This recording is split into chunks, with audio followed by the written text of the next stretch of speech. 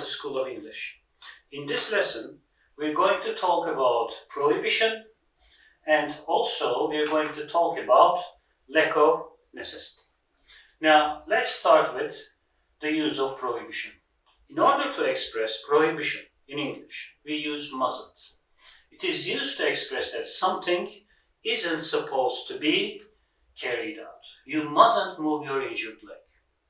You mustn't smoke in here. It's very simple. Let's move on with lack of necessity. At present, to talk about lack of necessity, there are 4 expressions we use. Don't have to, haven't got to, don't need to, needn't.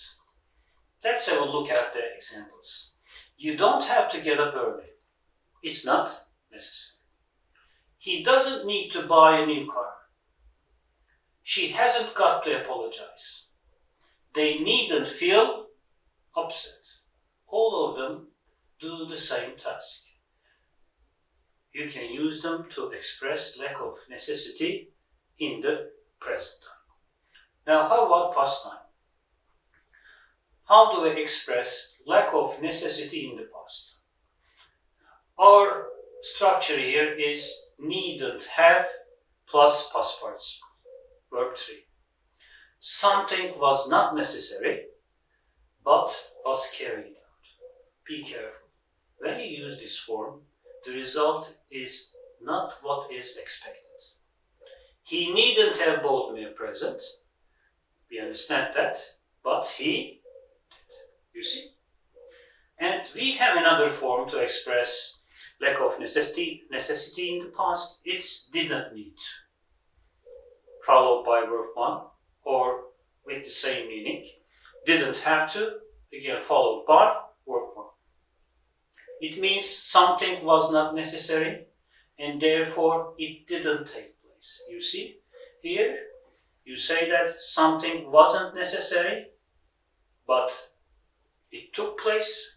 Here, you say something was not necessary and it didn't take place. So there is no opposite result here.